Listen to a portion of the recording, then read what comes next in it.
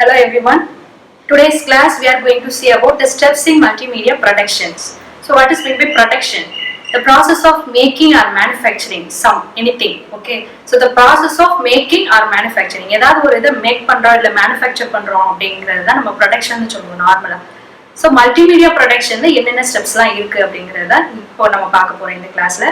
Before that ஒரு multimedia project வந்து நம்ம ஃபினிஷ் பண்ணணும் அப்படின்னா we need adequate time and efficient planning. So நமக்கு adequate time வேணும், ஒரு கரெக்டான efficient planning வேணும். இதெல்லாம் இல்லாம we cannot proceed with the project. Okay, so adequate time and efficient plan is required for multimedia productions. So these are the steps in multimedia production. First one, conceptual analysis and planning. So what is meant by conceptual analysis and planning? This is the very first step under multimedia production. So the process of multimedia making begins with the conceptual ignition point அப்படின்னு சொல்றாங்க. So இதுதான் பண்ண போறோம், இந்த தீம்ல தான் பண்ண போறோம் அப்படிங்கிற ஒரு இக்னிஷன் பாயிண்ட்டை தான் நம்ம கான்செப்சுவல் அனாலிசிஸ் அண்ட் பிளானிங்குள்ள கொண்டு வரோம். இப்போ இந்த தீம்ல தான் நம்ம பண்ண போறோங்கிறத ஒரு தீம் ஃபிக்ஸ் பண்ணணும். ஸோ அந்த தீமுக்குள்ள நமக்கு எவ்வளோ பட்ஜெட் வரும் அப்படிங்கிறத நம்ம இவ்வளோதான் வரும் அப்படிங்கிற ஒரு இது வந்து நமக்கு வேணும். இன்னொன்று அதோட கண்டென்ட் என்னென்னா அந்த தீம் கண்டென்ட்ல what are the contents availability இந்த மார்க்கெட் அப்படிங்கிறத நமக்கு தெரிஞ்சாகணும். ஸோ இதெல்லாம் ஒரு அனலைஸ் பண்ணி பிளானிங்குள்ள கொண்டு வருவோம் இல்லையா, அதுதான் conceptual analysis and planning. Moreover additional informations like copyright issues are also taken in that step. இப்போ இதே தீம் நம்ம எடுத்துருக்கிற தீமையே இன்னொருத்தவங்க யாராவது ஆல்ரெடி எடுத்து பண்ணிருக்கலாம். ஸோ அதுக்கு வந்து நம்ம காப்பிரைட் இஷ்யூஸ் எல்லாம் நம்ம பண்ண வேண்டியிருந்திருக்கும். ஸோ இதெல்லாம் ஓவர் கம் பண்ணி ஒரு தீமை ஃபினிஷ் பண்ணி அதுக்குள்ள பட்ஜெட் பிளஸ் கண்டென்ட் அவைலபிலிட்டி இது எல்லாத்தையும் ஒரு மேக் பண்ணி ஒரு அனலைஸ் பண்ற ஒரு ஃபர்ஸ்ட் ஸ்டெப் தான் conceptual analysis and planning. So these R about first step. So second step is nothing but project design. So நமக்கு தெரியும் தீம் வந்து ஃபிக்ஸ் பண்ணியாச்சு. Theme after completing theme decision எல்லாம் எடுத்து முடிச்சதுக்கு அப்புறம் we are going through the theme. Okay, தீமுக்கு வழியா என்ன பண்ணணும் அப்படிங்கறத தீமுக்குள்ள நம்ம இறங்கி நம்ம பண்ண ஆரம்பிக்கணும். So that is comes under project design. So theme பண்ணியாச்சு. தீம் பண்ணதுக்கு அப்புறம் நம்ம என்ன பண்ணணும் அப்படின்னா அதோட ஒரு கோல் செட் பண்ணணும், அப்ஜெக்டிவ் செட் பண்ணணும், அப்ஜெக்டிவ் கோல் செட் பண்ணணும், அதுக்கப்புறம் ஆக்டிவிட்டிஸ் செட் பண்ணணும். ஸோ அப்போ அப்ஜெக்டிவ்னா என்ன, கோல்னா என்ன, ஆக்டிவிட்டிஸ்னா என்ன அப்படின்னா general statements are termed as goals. கோல்ஸ்னா நார்மலா ஜென்ரலா ஒரு ஸ்டேட்மெண்ட் நம்ம எழுதிருப்போம். அந்த பர்டிகுலர் தீம் இடையில ஒரு ஜென்ரல் ஸ்டேட்மெண்ட் இருக்கு அப்படின்னா அது வந்து கோல். சரியா, the specific statements in the project, specific statements 1 2 3 statements சேர்ந்தது அப்ஜெக்டிவ்னு சொல்லுவோம். ஸோ இது வந்து ஜெனரல் ஸ்டேட்மெண்ட், இது வந்து ஸ்பெசிபிக் ஸ்டேட்மெண்ட்ஸ். அப்ப ஆக்டிவிட்டிஸ்னா என்ன அப்படின்னா activities are sets of statements to be implement. நம்ம அடுத்தடுத்து எதெல்லாம் நம்ம ஸ்டேட்மெண்ட்டுக்குள்ள கொண்டு போய் இம்ப்ளிமெண்ட் பண்ண ஆரம்பிக்கிறோமோ those are comes under in activities side. So under project design we have only 3. What is the objective of that particular team, what is the goal, and what is the activities under that project. Okay, so this is about the project design. So third step is pre-production. So production நமக்கு தெரியும் ப்ரொடக்ஷன்னா என்னென்ன பண்ண போறோம், இல்ல ஒரு making of process of making சொல்லிட்டோம். So இந்த ப்ராசஸுக்கு முன்னாடி நம்ம என்னென்ன ஸ்டெப்ஸ்லாம் பண்ண போறோம், that is called pre production.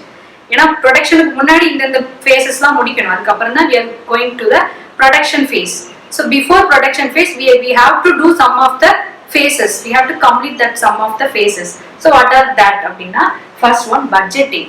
So ஓவராலா இப்போ ஒரு ஹார்ட்வேர் யூஸ் பண்ணுவோம், ஒரு multimedia project we are going to do a perfect multimedia project அப்படின்னா we need a perfect hardware, we need a perfect softwares, and what are the travel and communication allowance, and what are the publishing அதாவது amount. இதெல்லாம் பண்றதுக்கு ஒரு estimation நம்ம போடணும். So ஹார்ட்வேர்ஸுக்கு என்னென்ன வேணும், சாஃப்ட்வேர்ஸுக்கு என்னென்ன வேணும், ஒரு டிராவல் பண்றதுக்கு அதுக்கு என்ன வேணும், ஒரு கம்யூனிகேஷனுக்கு என்னென்ன வேணும், ஓவராலா பட்ஜெட், இது எல்லாத்தையுமே நம்ம வந்து என்ன பண்ணுவோம்னா ஒரு எஸ்டிமேஷன் போடுவோம். That is comes under budgeting. ஓவராலா ஒரு ப்ராஜெக்ட் என்ன ப்ராஜெக்ட் பண்ணாலும் நமக்கு அதுக்கு ஒரு பட்ஜெட் போடுவோம் இல்லையா, அது மாதிரி தான் இது மல்டிமீடியா ப்ராஜெக்ட்னால நம்ம ஹார்ட்வேர், சாஃப்ட்வேர், கம்யூனிகேஷன், டிராவல் இது எல்லாத்தையும் சேர்த்து நம்ம பட்ஜெட்டிங்குள்ள கொண்டு வந்துருவோம். So this is about fourth phase, budgeting. And coming to fifth one, multimedia production team. So this is nothing but this is the especially important one. Multimedia project பண்ண போறோம் அப்படின்னா அதுக்கு பண்ண தெரிஞ்சவங்களுக்கான டீம்ஸ் வந்து நமக்கு தெரியணும். ஸோ அதாவது எந்த ப்ரோக்ராமர்ஸ் வேணும், என்னென்ன டீம், அந்த டீம்ல என்னென்ன இதுல வந்து இருக்கணும் அப்படின்னா ஸ்கிரிப்ட் ரைட்டர் வேணும், எடிட்டர் வேணும், ப்ராஜெக்ட் ப்ரொடக்ஷன் மேனேஜர் வேணும், அண்ட் நம்ம புக்ல என்ன நிறைய கொடுத்துருக்காங்க, ஆர்கிடெக்ட் வேணும், கிராஃபிக்ஸோட ஆர்கிடெக்ட் வேணும், மல்டிமீடியா ஆர்கிடெக்டர் வேணும், வெப் மாஸ்டர் வேணும். ஸோ இவங்க எல்லாம் நமக்கு ப்ரோக்ராமர் மாதிரி, இவங்கெல்லாம் ஒவ்வொரு ஸ்பெஷலைசேஷன்லையும் இருந்தவங்க. ஸோ இவங்க எல்லாமே நமக்கு அந்த டீம்ல, மல்டிமீடியா ப்ரொடக்ஷன் டீம்ல நமக்கு வேணும். ஸோ யாரெல்லாம் அப்படின்னா script writer, editor, production manager, graphics architect, multimedia architect and webmaster. Okay, these are about the fifth point, multimedia production team. So coming to sixth one, hardware and software selection. This is nothing but our hardware and selection and software selection. So நமக்கு நார்மலா ஒரு multimedia project implement பண்ண போறோம் அப்படின்னா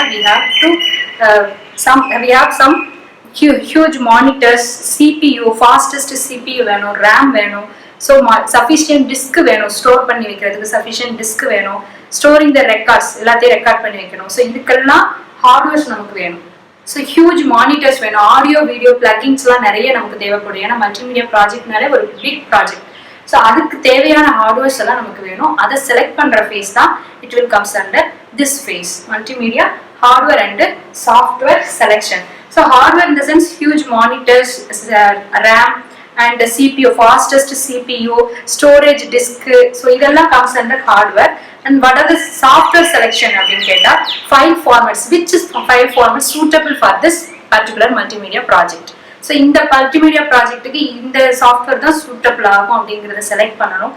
So அத வந்து அந்த file format நம்மளோட பட்ஜெட்டுக்கு வருமாங்கறதை நம்ம பார்க்கணும். What are the funds we have needed to that particular software. So அதே நம்ம பார்க்கணும். So இந்த பட்ஜெட்டுக்கு ஏத்த மாதிரி நம்ம சாஃப்ட்வேர் அண்ட் ஹார்ட்வேர் செலெக்ஷனை இந்த ஃபேஸ்ல பண்ணுவோம். So these are about 6 phases and 6 steps under multimedia production. So coming to 7th phase, defining the content. So the content is nothing but the stuff. What is the stuff? அதாவது என்ன முக்கியமான content என்ன அப்படிங்கிற இந்த ப்ராஜெக்ட்டுக்கு முக்கியமான content என்னங்கிற ஒரு இதை வந்து இந்த ஃபேஸ்ல தான் அவங்க என்ன பண்றாங்கன்னா ஃபிக்ஸ் பண்றாங்க. ஸோ இதுல என்னென்னலாம் இருக்கும் அப்படின்னா கண்டென்ட் ஸ்பெஷலிஸ்ட் வந்து என்ன பண்றாங்கன்னா மல்டிமீடியா ஆர்கிடெக்ட் கிட்ட அவங்க வந்து இதெல்லாம் கண்டென்ட் இருக்குங்கிறத அவங்க ப்ரொடியூஸ் பண்றாங்க. So according to that only the multimedia architect will be develop the project. Okay, who prepares the narration, bullets and charts and tables. So இவங்க இந்த narration story ரெடி பண்றவங்க, இந்த bullet chart இதெல்லாம் tablesலாம் ready பண்றவங்க கிட்ட content specialist என்ன பண்ணுவாங்கன்னா content ready பண்ணி they will hand over to the multimedia architect. So this will comes under defining the content. Okay, so we are coming to 8th phase, preparing the structure. This is the main concept also. What is the structure of the activity? என்ன activity பண்ண போறோம், அதோட structure என்ன? And the structure also consists of responsible for each activities, responsible for person for each activities. First activity கண்டுபிடிக்கணும். So that particular activity, who is the responsible person for that activity அப்படிங்கறதையும் அவங்க structureல mention பண்ணிடுவாங்க. And timeline, start and end timeline of that particular project. இந்த ப்ராஜெக்ட்டுக்கு இந்த starting time இந்த ending டைம்ங்கிறத அந்த டைம்லைனையும் fix பண்ணி they are preparing the structure. So in the structure we have activities, list of activities and list of person responsible to that particular activities, and last starting and ending time of that particular activity or project, anything. So it all comes under preparing the structure prepare பண்ற அந்த ஒரு face குள்ள இதெல்லாம் வந்துரும். So 9th one, production. So these are all about pre-production.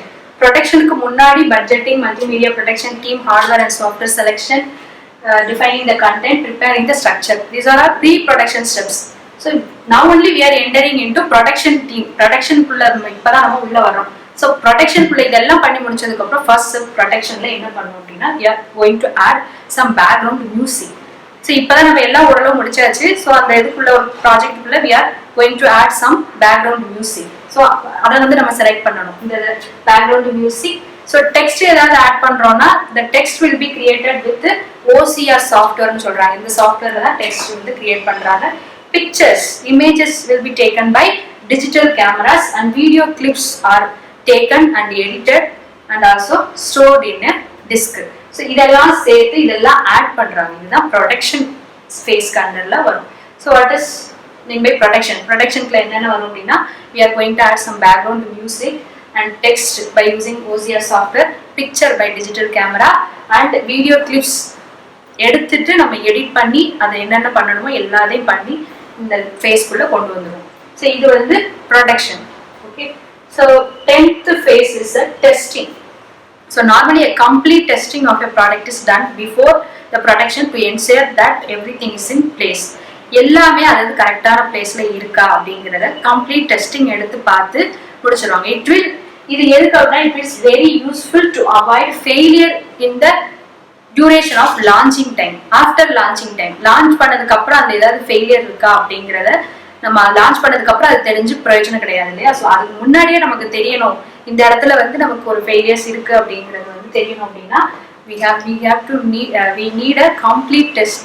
Okay, so complete test, everything is in place, எல்லாமே அது கரெக்டான பிளேஸ்ல இருக்கா. It avoids failure after launching. So இப்போ இதே இது web based multimedia project இருந்ததுன்னா they are going to functioning in tested with the different types of browsers. Okay, so Mozilla Firefox la Chrome la Netscape Navigator la இப்படி எல்லா browsersலயும் அதை வந்து நம்ம என்ன பண்ணுவாங்கன்னா ரன் பண்ணி கரெக்டா இருக்கா அப்படிங்கறத டெஸ்ட் பண்ணுவாங்க. ஏன்னா இது ஒரு வெப் பேஸ்ட் மல்டிமீடியா ப்ராஜெக்டா இருந்துச்சுன்னா ஆஃப்லைன்லாம் பிரச்சனை இல்லை, ஆன்லைன்ல இருந்துச்சு அப்படின்னா நம்ம அதெல்லாம் செக் பண்ணி தான்.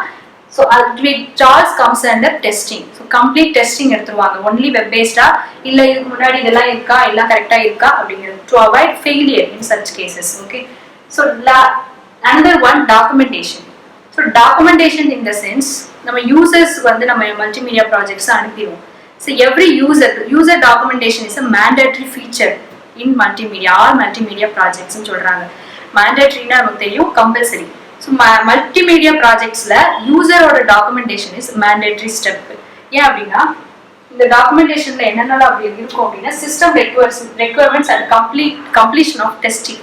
ஸோ இந்த ஓவரால் டாக்குமெண்டேஷன்ல we have detailed informations about system requirements, என்னென்ன சிஸ்டம் ரெக்யர்மெண்ட்ஸ் யூஸ் பண்ணியிருக்கோம், completion of testing, எல்லா டெஸ்டிங்கோட completion process எல்லாவோட information, we have detailed information in documentation sector.